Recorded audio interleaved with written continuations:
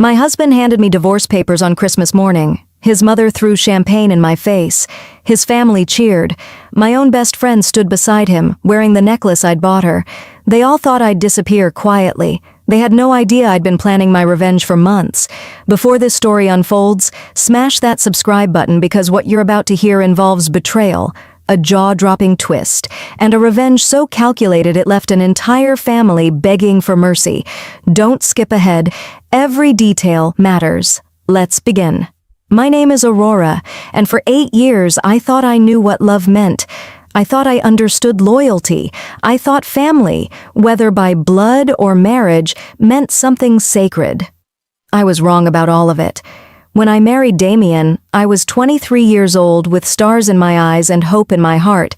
He was charming, ambitious, and came from a world I'd only seen in movies. The kind of world with summer homes and country club memberships where people said things like, "Our people will call your people." I came from a single mother who worked double shifts at a diner just to keep the lights on. Damien's family had a chandelier in their foyer that cost more than my childhood home. His mother, Gloria, made it clear from day one that I wasn't good enough. She'd look me up and down at family dinners with this expression like she'd stepped in something unpleasant. She called me the charity case behind my back, but loud enough for me to hear. Vincent, Damien's father, barely acknowledged my existence. He'd look right through me like I was furniture, and Natasha, Damien's younger sister, took every opportunity to remind me that I didn't belong in their world. But Damien said he loved me. He said I was different from all those superficial society girls. He said I was real, so I believed him, and I worked. God, did I work. I took on 3 jobs, waitressing in the morning, data entry in the afternoon, bartending at night. I put Damien through his real estate licensing courses. I funded his first property investment. I maxed out credit cards and skipped meals so he could network at expensive restaurants with potential clients. When his business finally took off, I thought things would get easier. I thought his family would finally see my worth. Instead, Gloria got colder. Vincent became more dismissive. Natasha's jabs got sharper, and Damien started coming home later and later. That's when Rachel entered the picture more prominently. Rachel had been my best friend since we were 12 years old. She was there when my mom died. She was my maid of honor. When she lost her job 2 years into my marriage, I convinced Damien to hire her as his personal assistant. When her mother needed surgery, I gave her $50,000 from my savings, money I'd been putting away since I was 16. She cried and called me her sister. She said she'd never forget what I did for her. I should have seen the signs earlier, but love makes you stupid. Trust makes you blind. About 3 months before that Christmas, things started feeling off. Damien would smell like perfume I didn't wear. He'd get text messages and suddenly need to step outside to take calls. I'd find receipts for jewelry I never received, reservations at restaurants we never went to together. Rachel started avoiding me, making excuses why she couldn't meet for our usual coffee dates. But the worst part? Gloria suddenly started being nice to me. She'd smile when I walked into a room. She'd ask about my day. She even complimented my dress once. That's when I knew something was terribly wrong, because Gloria had never been nice to me a single day in 8 years. So I did what any woman with a gut instinct does. I hired a private investigator, a good one, the kind who doesn't ask questions and gets results. I installed tracking software on Damien's phone when he was in the shower.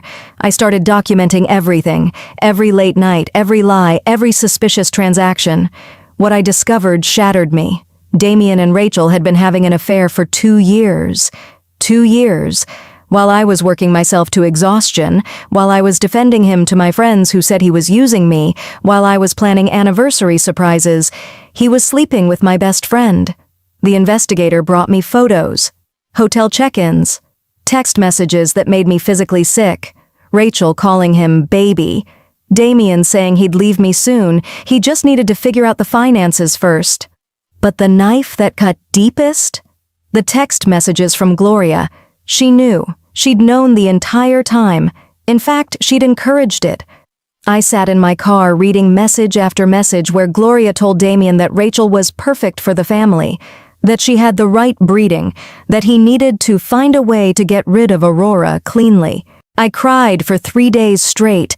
I didn't eat. I barely slept. I felt like my entire life had been a lie, but on the fourth day, something shifted inside me. The crying stopped. The grief transformed into something else. Something cold and focused and absolutely merciless. I wasn't going to confront them. I wasn't going to scream or beg or give them the satisfaction of seeing me broken. No, I was going to destroy them so completely that they'd regret ever underestimating me. I started moving money, carefully, legally. I'd kept meticulous records of every dollar I'd contributed to Damien's business over the years. Turns out I had a legitimate claim to over $500,000. I contacted a lawyer, not just any lawyer, but the most ruthless divorce attorney in the state, a woman who smiled like a shark and had a reputation for leaving opposing parties in financial ruin. But I didn't stop there. While going through Damien's business documents to calculate my investment, I found something else. Something he'd hidden very carefully.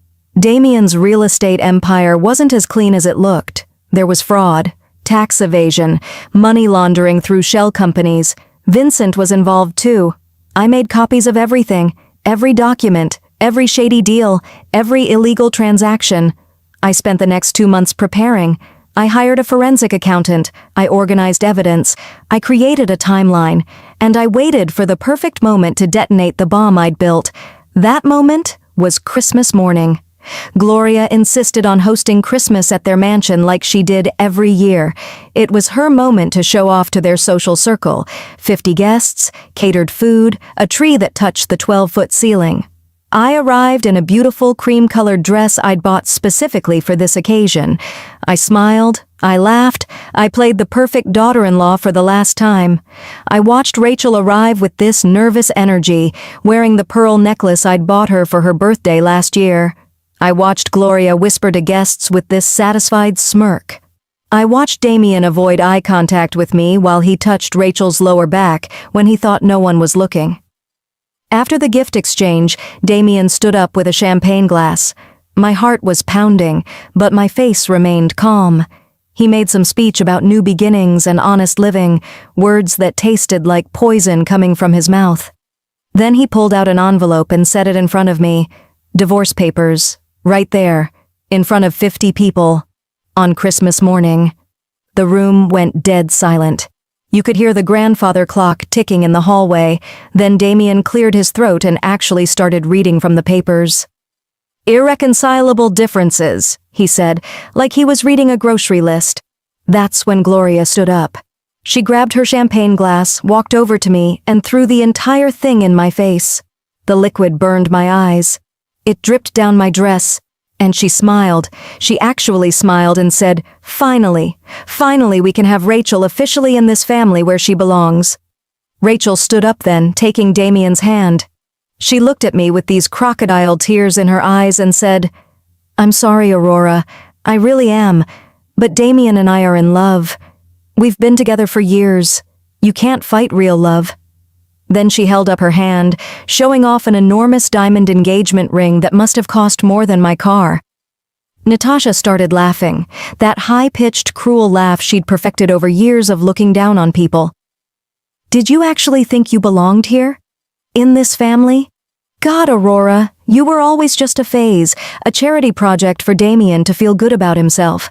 Vincent finally spoke up, his voice cold and businesslike. "Sign the papers and leave with whatever dignity you have left. We'll give you a small settlement, enough to start over somewhere far from here." And then the guests started clapping. Actual applause, like this was all some entertaining performance they'd paid to see. I sat there, champagne dripping from my hair, 50 pairs of eyes on me, waiting for me to cry or scream or run. I could feel them all waiting for the breakdown. The scene, the dramatic exit where I'd be the crazy, emotional woman they could gossip about for months. Instead, I reached into my purse. I pulled out a napkin and slowly wiped my face. Then I smiled. Not a sad smile, not a broken smile, a cold, calculated smile that I'd been practicing in the mirror.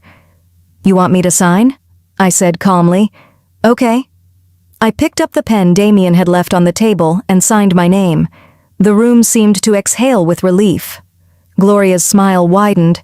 Rachel squeezed Damien's hand. They thought they'd won. Then I reached back into my purse and pulled out a large manila envelope. I placed it on the table with a soft thud. "But first," I said, my voice steady and clear, "I have some Christmas gifts of my own." I opened the envelope and started pulling out documents, printed photographs first. I threw them across the table so they scattered like cards. Photos of Damien and Rachel kissing outside a hotel. Rachel in Damien's car. Damien's hand on Rachel's thigh at a restaurant. Each photo was dated, some from 2 years ago. Gloria's smile faltered. Vincent leaned forward. Damien went pale. 2 years, I said conversationally, like I was discussing the weather. "They've been sleeping together for 2 years, but you all knew that, didn't you?" I pulled out more papers, text messages. I started reading them aloud. "Rachel is perfect for our family," I read in a mocking voice. "That's you, Gloria, texting your son about his mistress. Find a way to get rid of Aurora cleanly.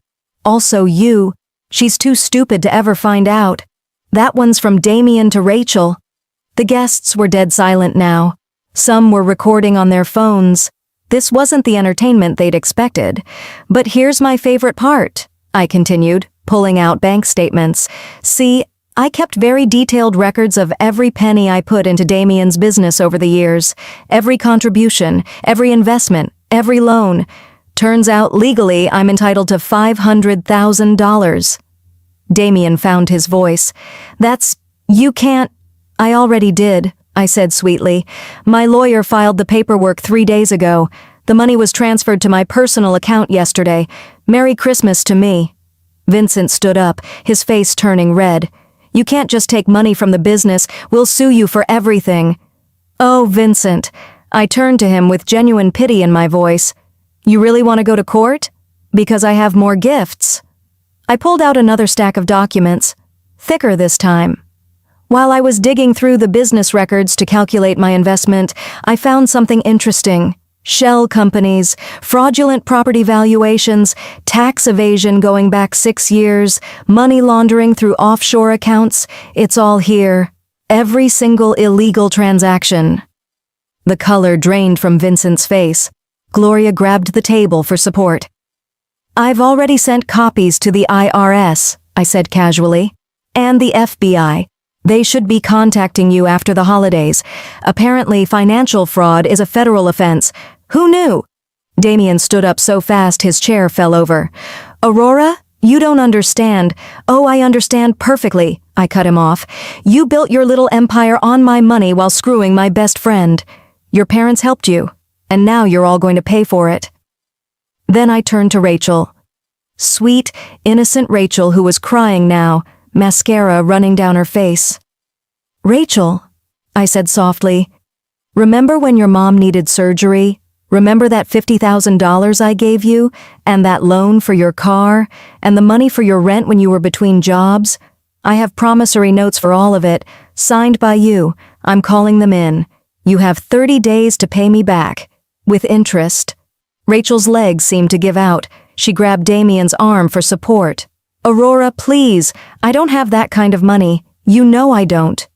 "Then you shouldn't have slept with my husband," I said simply. But I wasn't done. I pulled out my phone and opened my email. I also took the liberty of sending all of this evidence, the affair, the fraud, everything, to everyone in your contact lists. Your country club friends, Gloria, your church group, your charity boards, your business partners, Vincent, that politician your fiancé is related to, Natasha. I sent videos, photos, documents, everything. I looked around at their horrified faces. "Actually, it's already gone viral in your social circles. Check your phones. I'm sure the messages are piling up." Gloria's phone started buzzing. Then Vincent's, then Natasha's. They all pulled out their phones and I watched their faces crumble as they read message after message. "You've destroyed us," Gloria whispered, tears actually forming in her eyes. "You've destroyed everything." "No," I said, standing up and smoothing my dress. "You destroyed yourselves. I just made sure everyone else could see what I've been seeing for years. You're cruel, shallow, fraudulent people who use others and throw them away. I was just the first person you underestimated who actually fought back." I picked up my purse and walked toward the door. That's when the begging started. Vincent moved to block my path. "We can negotiate. Name your price. We'll fix this." Gloria actually dropped to her knees. The woman who'd treated me like garbage for 8 years was on her knees on her imported Italian marble floor. "Please, Aurora, think of the family reputation. We'll give you anything. Money, properties, whatever you want." Damien grabbed my arm. I looked down at his hand, then up at his face. He was crying. "Aurora, please, we can fix this. I'll end it with Rachel right now. We'll go to counseling. I'll do anything. Just stop this. Please." Rachel was sobbing so hard she could barely speak. I'll leave the city. I'll disappear. Just don't destroy me financially. Please, I'll never contact him again." Natasha blocked the door, her face desperate. "You can't do this to us. Do you know what this will do to my engagement? To my life? Please, we can work something out." I looked at each of them, these people who'd made me feel worthless, who'd laughed at me, who'd betrayed me in the worst possible way, and I felt nothing. No satisfaction, no anger, just cold, empty nothing. "Damien," I said quietly, removing his hand from my arm. "Enjoy, Rachel. Your company will be bankrupt in 3 months without my investment and with federal investigators crawling through your records." I turned to Rachel. "Enjoy your debt collectors." To Gloria, "Enjoy explaining this to your country club friends." To Vincent, "Enjoy prison. Wire fraud carries a 20-year sentence." To Natasha, "Enjoy your reputation." I pushed past them and walked out the door. Behind me I heard Gloria screaming, Vincent yelling, Damien begging. I didn't look back. The next few weeks were chaos, but I watched it all from a safe distance through my lawyer and a friend who still had connections in their social circle. The IRS raided Damien's office 3 days after Christmas. Vincent's assets were frozen. Gloria was expelled from 3 different charity boards in 1 week. Natasha's fiancé broke off their engagement via text message. Rachel got evicted from her apartment when she couldn't pay rent. They tried everything to reach me. Damien called 200 times. I never answered. Gloria sent her sisters to my new apartment building. Security didn't let them up. Vincent tried to threaten legal action. My lawyer crushed every attempt. They offered money, apologies, promises. My response through my lawyer was always the same. No contact. Ever. By the second month, the domino effect was in full swing. Damien's business partners sued him. The mansion went into foreclosure. Gloria and Vincent had to sell their cars, their jewelry, everything to pay legal fees. Rachel filed for bankruptcy. Natasha was working at a retail store in a mall, a job she'd once said was beneath her. Their entire social circle had shunned them. Every club membership was revoked. Every invitation was rescinded. They went from the top of society to social pariahs in less than 60 days. 3 months after that Christmas, I received a letter. Not from a lawyer, just a plain envelope with handwritten address. Inside was a letter from Gloria. It wasn't typed. It wasn't formal. It was handwritten on her personal stationery, and the handwriting was shaky, desperate. "Aurora," it started, "I know I have no right to contact you. I know you told me never to reach out, but I need to say this, even if you tear this letter up without finishing it.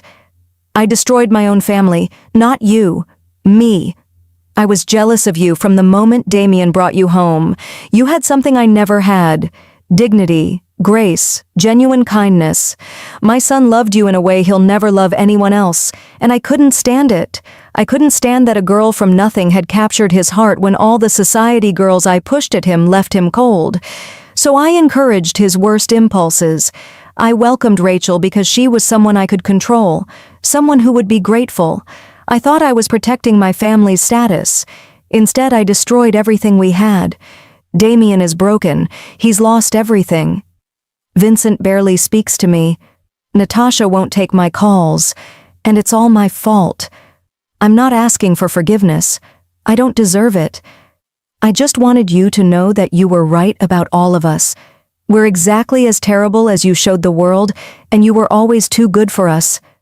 I read that letter 3 times. Then I put it in a drawer and never responded. 6 months after that Christmas, I was standing in a penthouse apartment overlooking the city. My penthouse. I'd taken that $500,000 and started a business consulting firm that specialized in helping women rebuild their lives after leaving abusive relationships. I helped them with financial planning, legal resources, job placement. The business exploded. I was profiled in Forbes. From betrayed to billionaire, the headline read. I was attending a high-profile business gala, wearing a burgundy gown that cost more than Gloria's engagement ring. I was surrounded by people who respected me, valued me, saw me for who I actually was. That's when I saw him across the room. Damien. He looked terrible. He'd aged 10 years in 6 months. His suit was off the rack instead of custom-tailored. His shoulders were hunched. He was there because his new employer had dragged him along. He was working as a regular sales associate now, no longer the owner. Our eyes met across the room. I saw the moment he recognized me. Saw the shock, the pain, the regret flood his face. He started walking toward me. Every instinct screamed at me to leave, but I didn't. I stood there, calm and composed, and waited. "Aurora," he said when he reached me. His voice cracked on my name. "Please, just 5 minutes. That's all I'm asking." I didn't say anything. I just looked at him. "I lost everything," he said, words tumbling out desperately. "The business is gone. My parents won't speak to me. Natasha blames me for ruining her life. Rachel left me the second the money ran out. I'm in therapy. I'm on medication for depression. I wake up every day in a tiny apartment and remember what I had, what I threw away." He took a shaky breath. "You were the only real thing in my life, and I destroyed it. I destroyed you. I know I don't deserve forgiveness. I know I don't deserve anything from you, but I need you to know that I'm sorry. I'm so sorry. I was weak and selfish and cruel, and you deserved so much better." I looked at this man I'd loved for 8 years. This man I'd worked myself to exhaustion for. This man who'd betrayed me in the worst possible way. And I felt nothing. No anger, no satisfaction, no lingering hurt. Just nothing. "Damien," I said finally, my voice soft but firm. "I forgave you months ago, not for you, for me, because carrying that anger was like drinking poison and expecting you to die." Hope flickered in his eyes. "But forgiveness doesn't mean I forget," I continued. "It doesn't mean I trust you. It doesn't mean I want you in my life in any capacity. You taught me something valuable. I'm stronger alone than I ever was with you. I don't need you. I don't need your family. I don't need anyone who can't see my worth." "I see it now," he whispered. "Too late," I said simply. "I hope you find peace, Damien. I really do. But you won't find it with me. You won't find it by apologizing to me or making amends. You'll find it by becoming a better person than the one who handed me divorce papers on Christmas morning while your mother threw champagne in my face." I stepped around him. "Goodbye, Damien." "Aurora, wait." I kept walking. I didn't look back. I didn't need to. Because here's what they all failed to understand. They thought breaking me would be easy. They thought I'd cry and beg and fall apart. They thought I'd disappear quietly and let them move on with their lives while I suffered in silence. But I'd been broken before. By life. By loss. By struggling to survive in a world that didn't care if I made it or not. Damien and his family weren't the first people to underestimate me. They were just the first ones I decided to teach a lesson. The best revenge isn't destroying your enemies. Any idiot with anger and resources can do that. The best revenge is becoming someone they can never touch again. Someone so far above them that their opinions become irrelevant. Someone so successful that their betrayal becomes the biggest mistake of their lives. I didn't just survive what they did to me. I conquered it. I took their worst and turned it into my greatest motivation. Damien is working a regular job now, living in a studio apartment, going to therapy twice a week to deal with his guilt and depression. Gloria and Vincent lost their mansion and downsized to a small house in the suburbs. Their marriage is hanging by a thread. Natasha married someone for money and is miserable. Rachel left the city entirely and works 2 jobs to pay off her debts. And me? I'm thriving. I have a multi-million-dollar business. I have friends who actually value me. I'm dating someone new who treats me like I'm precious, But most importantly, I have myself back. The girl I was before, I thought I needed to shrink to fit into someone else's life. They thought they were teaching me a lesson when they humiliated me that Christmas morning. They thought they were showing me my place. Instead, they showed me my power. They showed me that I'm capable of standing alone, that I don't need validation from people who never valued me, that I can rebuild from nothing because I've done it before. So if you're listening to this and you've ever been betrayed by people who should have loved you, if someone has ever made you feel small or worthless or invisible, hear me when I say this: they're wrong. Their treatment of you says everything about them and nothing about you. You don't need closure from people who broke you. You don't need them to understand what they did wrong. You don't need their apology or their regret or their realization that they made a mistake. You just need to stand up, dust yourself off, and build something so magnificent that they can't help but see it. Something so beautiful that they'll spend the rest of their lives knowing they had it and threw it away. They can break your heart. They can take your trust, they can steal your peace, but they can never ever take your ability to rebuild. They can never take your power to rise. I didn't just survive what they did to me. I turned it into fuel. I turned their betrayal into my greatest comeback. And you can too. If this story resonated with you, if you've ever been underestimated or betrayed by the people who should have loved you most, drop a comment below with the word RISE. Let's build a community of people who refuse to stay down. And don't forget to subscribe and hit that notification bell, because I share stories like this every week, stories about real people who turned their pain into power. Share this video with someone who needs to hear it, someone who's going through their own betrayal right now and needs to know they'll survive it. They'll do more than survive. They'll conquer. Remember, they can take your trust, your money, even your peace, but they can never take your ability to rebuild. You are not your worst moment. You are every moment you chose to stand back up. Now go out there and show them what they lost. Show them who you really are, and watch them realize too late that losing you was the biggest mistake they ever made. I'm Aurora, and this is my story of how Christmas morning became the day I stopped being someone's victim and became my own hero.